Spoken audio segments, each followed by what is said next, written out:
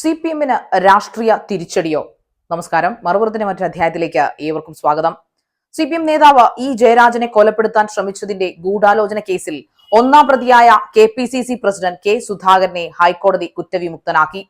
Justice A Siyad റഹ്മാന്റെയാണ് ഉത്തരവ്. 1995 അന്നത്തെ CPM Kannur ജില്ലാ സെക്രട്ടറിയും MLAയുമായിരുന്ന EP ജയരാജനെ വെടിവെച്ചു കൊല്ലാൻ ശ്രമിച്ച കേസിലാണ് ക്രിമിനൽ ഗൂഢാലോചന കുറ്റം സുധാകരനെതിരെ ചുമത്തിയിരുന്നത്. ഛത്തീസ്ഗഡിൽ നടന്ന പാർട്ടി കോൺഗ്രസിൽ പങ്കെടുത്ത മടങ്ങും വഴി ആന്ധ്രാപ്രദേശിൽ ട്രെയിനിൽ വെച്ചായിരുന്നു വധശ്രമം. ഒന്നും രണ്ടും പ്രതികളെ ആദ്യം ആന്ധ്രയിലെ വിചാരണ കോടതി ശിക്ഷിച്ചിരുന്നെങ്കിലും മേൽക്കോടതി കുറ്റവിമുക്തൻ ആക്കിയിരുന്നു. 29 വർഷം മുൻപ് നടന്ന സംഭവത്തിൽ സുധാകരനെ രാഷ്ട്രീയ ലക്ഷ്യത്തോടെയാണ് CPM പ്രതിയാക്കി മാറ്റിയത്.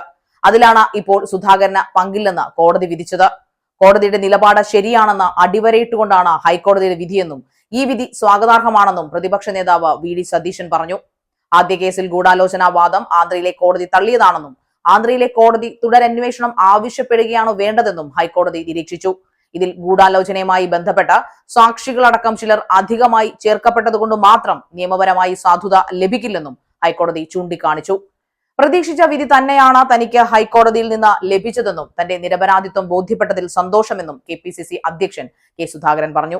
കെട്ടുകഥ ഉണ്ടാക്കി തന്നെ ക്രിമിനലാക്കി ചിത്രീകരിച്ച് വേട്ടയാടിയവരാണ് CPMകാർ എന്നും വിധിക്കെതിരെ സുപ്രീം കോടതിയെ സമീപിച്ചാൽ അവിടെയും നേരിടുമെന്നും യഥാർത്ഥ പ്രതിയെ കണ്ടുപിടിക്കാനുള്ള ഉത്തരവാദിത്വം സർക്കാരിനാണെന്നും അദ്ദേഹം കൂട്ടിച്ചേർത്തു.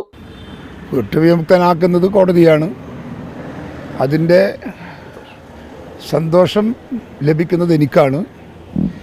ഇത്രയും നാൾ എൻ്റെ തലക്കകത്തൊരു വാളായിരുന്നു, അത് മുറിച്ച് നീക്കി ഹൈക്കോടതി എന്നത് സന്തോഷമുണ്ട്. കേരള രാഷ്ട്രീയത്തിൽ ഒരു അക്രമി, ഒരു കൊലയാളി എന്നൊക്കെ എന്നെപ്പറ്റി പ്രചരിപ്പിക്കാൻ ഉപയോഗപ്പെടുത്തിയ തിരക്കഥയാണ് ജയരാജൻ്റെ ഈ വധശ്രമം. ഞാൻ പലവട്ടം പറഞ്ഞു, വെടിയുണ്ട ശരീരത്തിലുണ്ട് എന്ന് അവകാശപ്പെട്ട EP ജയരാജനോടും പാർട്ടിക്കാരോടും ഞാൻ ചോദിച്ചു, ഞാൻ ചലഞ്ച് ചെയ്യുന്നു, ഒരു ഓപ്പറേഷൻ നടത്തി അതൊന്നും എടുത്ത് നാട്ടുകാരെ കാണിക്കുമോ? അതിന് ഉത്തരം പറഞ്ഞത് അതൊക്കെ ലയിച്ചു പോയി എന്നാണ്. അപ്പോൾ ഞാൻ ചോദിച്ചു, ഇത് തരിയുണ്ടിയോ എള്ളുണ്ടിയോ മറ്റോ ആണോ? ഇത് വെടിയുണ്ടയല്ലേ? വെടിയുണ്ട വർഷങ്ങളായാലും എവിടെയും പോവില്ല എന്നുള്ളതാണ് എൻ്റെ പരിമിതമായ വിവരം കൊണ്ട് ഞാൻ മനസ്സിലാക്കിയത്. അതിനൊന്നും ഉത്തരം കിട്ടിയിട്ടില്ല. ഞാൻ ചുരുക്കാം. എന്നെ സംബന്ധിച്ചിടത്തോളം എനിക്കൊരു മോചനമാണ്. ഒരു വലിയ തലയിൽ നിന്നൊരു വലിയ കെട്ട് മാറ്റി വെച്ച ഒരു പ്രതീതിയാണ് എനിക്കിപ്പോൾ ഇന്ന്. വളരെ സന്തോഷം. ഞാൻ ചെയ്തു എന്തുകൊണ്ട് പറഞ്ഞില്ല? അപ്പോൾ എല്ലാം മൊത്തത്തിൽ എല്ലാം അപക്വവും കെട്ടുകഥയുമാണ്. അത് സാധാരണ ഈ കേസിൻ്റെ അകത്ത് വീഴ്ച വരാറുണ്ട്. വന്നില്ല എന്ന് തീരുമാനിക്കേണ്ടുന്നത് കോടതിയാണ്. ഇനി അതിൻ്റെ പുറത്ത് ഓൻ അപ്പീൽ പോയിക്കോട്ടെ, അദ്ദേഹത്തിന് അപ്പീൽ പോകാമല്ലോ. സുപ്രീം കോടതിയിൽ പോയിക്കോട്ടെ, ഞാൻ അതിനെ ഫേസ് ചെയ്തോളും. സുപ്രീം കോടതി പോയി നേരിടും. പിന്നെ സംശയം എന്താ? എനിക്കിപ്പോൾ നാട്ടിൽ നിന്ന് വിട്ടുപോകാൻ പറ്റുമോ? അതിനൊപ്പം ജീവിക്കണ്ടേ ഇവിടെ? ഞാനും കോടതിയിൽ പോയിക്കോളും. അതെ ചാർത്തി തന്ന് ഒരു കിരീടം തന്നു ഗുണ്ടാ നേതാവ്. ആ കിരീടം ഇന്ന് എടുത്ത് താഴെ വെച്ചു. സന്തോഷം.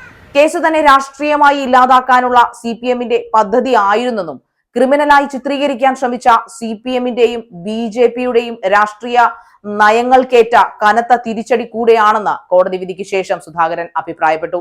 ഇതിനിടയിൽ തീവണ്ടിയിൽ വെച്ച് വെടിവെച്ച കേസിൽ കെ സുധാകരനെ കുറ്റവിമുക്തനാക്കിയ വിധിക്കെതിരെ സർക്കാർ സുപ്രീം കോടതിയിൽ പോകണമെന്ന് LDF കൺവീനർ EP ജയരാജൻ അഭിപ്രായപ്പെട്ടു. സ്വന്തം നിലയിലും നിയമ നടപടിയുമായി മുന്നോട്ട് പോകുമെന്നും വെടിവെപ്പ് സുധാകരനും സംഘവും ആസൂത്രണം ചെയ്തതാണെന്നും എത്ര വർഷം കഴിഞ്ഞാലും കുറ്റവാളികൾ ശിക്ഷിക്കപ്പെടണമെന്നും EP ജയരാജൻ അഭിപ്രായപ്പെട്ടു. ഹൈക്കോടതി വിധി കോൺഗ്രസിന് ആശ്വാസമാകുമ്പോൾ നിയമ പോരാട്ടം തുടരാൻ EPക്കൊപ്പം സർക്കാരുണ്ടാവും എന്നത് തന്നെയാണ് EPയുടെ ആശ്വാസം. News desk, news tomorrow.